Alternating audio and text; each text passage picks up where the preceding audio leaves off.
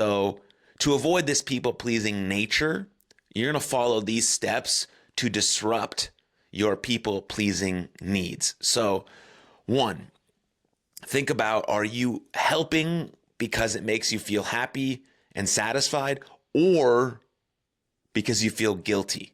This is a line between people pleaser versus simply being kind and generous. And now it's a hard line to follow. That's why we have to be conscious and aware of sort of our decisions and how we're making them and how it aligns or how it makes our inner compass or inner values feel.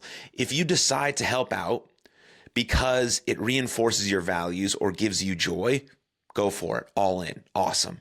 For example, pretend you're asked to coach your kid's soccer team. If saying yes would underscore your value of contributing to the community and make you feel good, even if it's a bit stressful, go right ahead, right? It might be hard, but it underscores your values.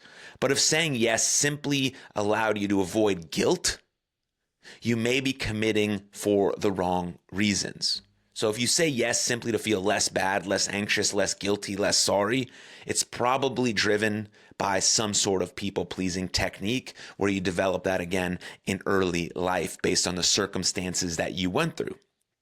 So instead of accepting every opportunity thrown at you, recognize whether you're doing something because you want to be kind or generous or because you'll feel bad if you don't. Don't worry, recognizing the difference doesn't make you selfish, but really it makes you honest. And sometimes being truthful or being honest is the most exciting thing that we can do. Dr. Jordan Peterson says this all the time. If you want to live the most exciting life, you have to do one thing. That's tell the truth. Because sometimes telling the truth is really hard and we never know how people are going to perceive it or interpret it. But we've chosen that honesty and truth is a value and a virtue we want to live by. So we aim to do that as often as possible.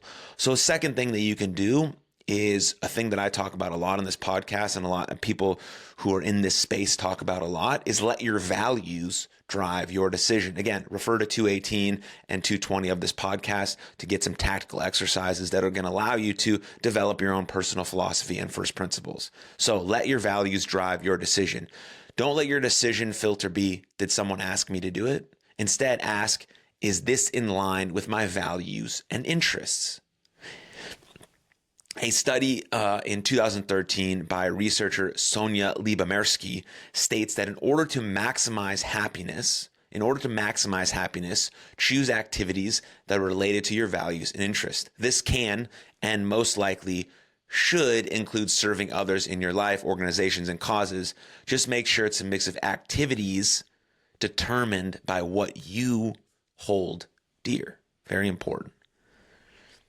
Number 3, practice saying no. And we're going to get into details about this later on experiments you can run in your life on how to say no more often. And these experiments are insights from Dr. Michael Gervais, who's someone that I study very deeply. But here on this, to avoid people pleasing, number 3 is practice saying no. Saying no can feel like brass knuckled aggression to the people pleasers among us or you listening, because the passive end of the spectrum is so cozy and familiar. But there is a big difference. There is a big difference between passive and truly aggressive. The aggressive among us know exactly what they want and go for it, regardless of who is hurt or what relationships are ruined in the process. An assertive person, by contrast, achieves their goals while still being polite and respectful to those around them. In short, don't throw common decency out the window. There is a space for aggressiveness. There is a place for assertiveness, right? But there is also a fine line between the two, and we have to understand the difference. So instead, practice standing up for your needs bit by bit. It might feel wrong at first, but try it out. Warm up by stating your opinion on where to go for lunch or what movie to see. Move on to politely disagreeing with Uncle Bob's, political banter or whatever the case may be, but listening respectfully and asking questions about his point of view. Next, try saying no to a ridiculous request without bending over backward to explain why. Keep calm and carry on. And eventually it will feel like second nature to politely state what you do and do not want. This is called setting healthy boundaries. It's a process, but you have to make yourself a priority before people understand that your boundaries are set and they're also a priority. In some, thinking about assertiveness lies between passivity and aggression as a happy middle that equally respects both others and yourself. And so, just like I said, we will go over 4 personal experiments to empower yes people to say no in a minute. But one more thing. Saying no doesn't make you a bad person. This is number 4 on our list of things to disrupt this people-pleasing nature. You can't please everyone all the time. That's a fact. Stamp that in your brain. You can't please everyone all the time. And adding to that, it's impossible to be liked by everyone. You're not designed to be liked by everyone because you don't even like everyone. So stop assuming that that's going to happen, right? You can't please everyone all the time. You can't please everyone all the time unless you're like a double stuffed Oreo or a deep dish pizza, then maybe. But these days, lots of things are extreme. From politics to weather to ironing. Like spend even a couple moments online and you'll find extreme split in world's point of views. Either be empathetic and caring to all humanity or screw everyone and tell them they can go do that or whatever to themselves, right? There's just extreme natures. So we can't please everyone all the time. We're not designed to be liked by everyone. And people pleasers fall into the former category, but worry if they say no, they'll automatically be shunned. Their self-image and reputation hinge on every request. Saying yes gives them a sigh of relief and reassurance that they'll be good and likable people.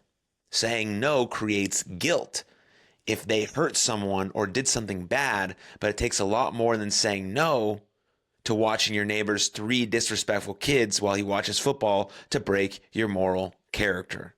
Right? So look at that one, look at the other 3 we talked about for discussing that one, and think about, what's happening in your life, why you're saying these things, why you're doing these things, what's driving you, what's the motivation behind it, right? All of those things. But listen to that last statement.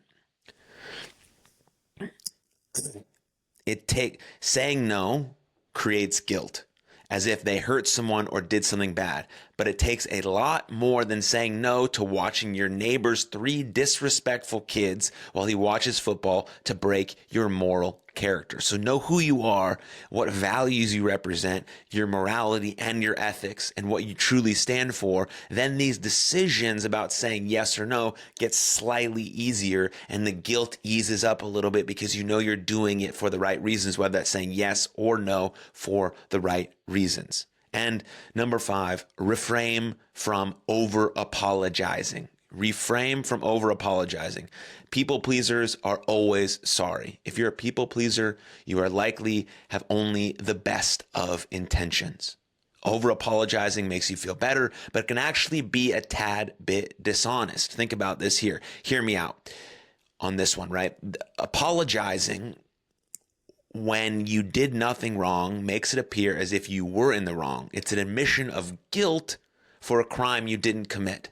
What's more, it can make look like others' outrageous requests or poorly thought out actions were reasonable and justified.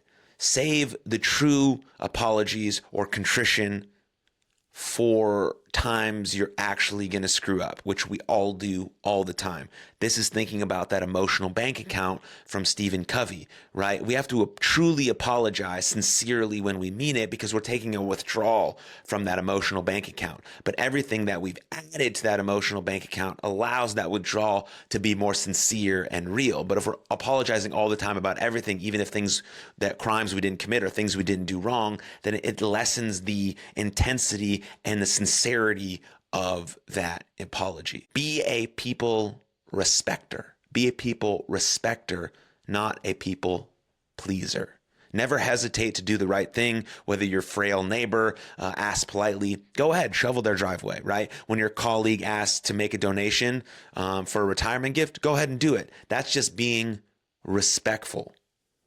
But But of all people you respect, really listen to this, but of all people you respect, be sure to include yourself. Look at themselves to learn what is truly